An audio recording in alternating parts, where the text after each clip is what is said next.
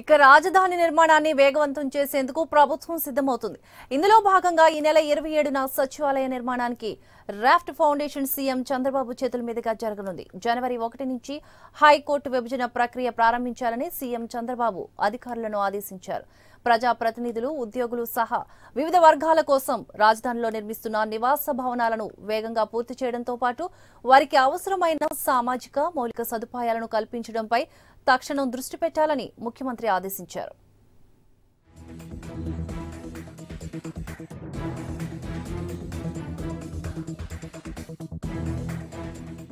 రాజధాని నిర్మాణ పనుల పురోగతిపై సీఎం చంద్రబాబు సమీక్ష నిర్వహించారు. ఈ నెల 27న రాజధానిలో సచివాలయ పనులకు శ్రీకారం చుట్టాలని సమావేశంలో నిర్ణయించారు. ఆ రోజు ఉదయం ముఖ్యమంత్రి చంద్రబాబు చేతుల మీదుగా సచివాలయం టవర్ల నిర్మాణానికి రాఫ్ట్ ఫౌండేషన్ జరుగుతుంది. ఇది దేశంలో అత్యంత భారీ రాఫ్ట్ ఫౌండేషన్ గా అరుదైన ఖ్యాతిని పొందనుందని అధికారులు ముఖ్యమంత్రికి చెప్పారు. ఈ నెల 31 కల్లా జ్యుడిషియల్ కాంప్లెక్స్ సిద్ధం అవుతుందని అధికారులు ముఖ్యమంత్రికి తెలియజేశారు. ఇంటీరియర్ సహా భవనాల నిర్మాణం పూర్తయిందని చెప్పారు. హైకోర్టు తరలింపు ఎప్పుడు జరిపేది సంబంధిత అధికారులు, న్యాయమూర్తులతో సంప్రదించి కార్యప్రణాళికను సిద్ధం చేయాలని ముఖ్యమంత్రి వారికి సూచించారు.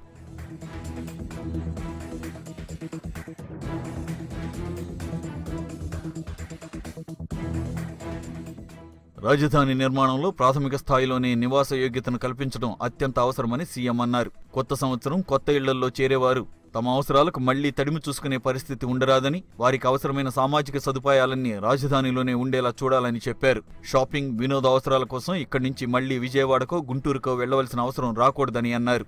మంత్రులు, శాసనసభ్యులు, శాసనమండలి సభ్యులు, అఖిల భారత సర్వీస్ అధికారులు, ప్రభుత్వ అధికారులు, ఉద్యోగుల కోసం నిర్మిస్తున్న 61 టవర్లలో చాలా వరకు నిర్ణీత వ్యవధికి కొద్దిగా అటు ఇటుగా పూర్తవుతాయని సిఆర్డీఏ కమిషనర్ శ్రీధర్ ముఖ్యమంత్రికి చెప్పారు. 61 టవర్లను 11 గ్రూపులుగా వర్గీకరించి నిర్మాణాలను చేపట్టామని తెలిపారు. ఇందులో 6 టవర్లు జనవరిలోగా సిద్ధమవుతాయని, మరో 6 టవర్లు మార్చి నాటికి పూర్తవుతాయని వివరించారు. జనవరి 1 నుంచి పూర్తయిన భవనాల్ని ఒక్కొక్కటిగా స్వాధీనం చేసుకుంటామని తెలిపారు. ప్రభుత్వ ఉద్యోగుల కోసం నిర్మిస్తున్న 21 టవర్లలో 4 టవర్లు జనవరి నాటికి సిద్ధం అవుతాయని, మిగిలినవి అక్టోబర్ నాటికి పూర్తవుతాయని చెప్పారు. పూర్తిగా వస్తున్న 4 టవర్లలో 192 ఫ్లాట్లు ఇంటీరియర్ సహా సిద్ధం అవుతాయని వివరించారు. నివాస ప్రాంతాల్లో షాపింగ్ మాల్స్, క్లబ్ హౌస్, హోటళ్లు, ఇతర సోషల్ లైఫ్కు సంబంధించిన అన్ని సదుపాయాలను కల్పించాల్సి ఉందని ముఖ్యమంత్రి చెప్పారు.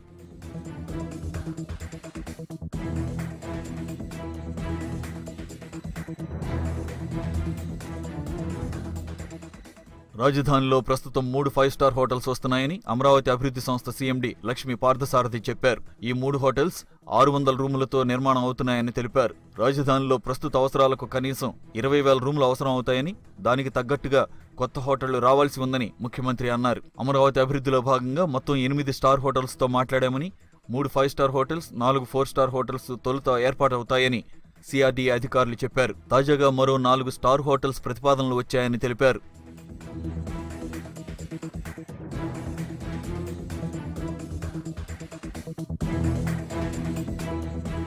రాజధానిలో ఇక ప్రతి 15 రోజులకు ప్రజల భాగస్వామ్యంతో ఈవెంట్స్ నిర్వహణ చేపడుతున్నట్టు సిఆర్డీఏ కమిషనర్ ముఖ్యమంత్రికి చెప్పారు. 500 మంది సైక్లిస్టులతో రాజధానిలో 100 కిలోమీటర్ల మేర సైకిల్ యాత్రను చేపడుతున్నట్టు తెలిపారు. అలాగే సీడాక్సిస్ రోడ్డుపై మరో భారీ ఈవెంట్కు సన్నాహాలు చేస్తున్నామన్నారు. ఫిబ్రవరి 13, 14, 15 తేదీల్లో అమరావతి హ్యాపీ సమ్మిట్ నిర్వహిస్తున్నామని తెలిపారు.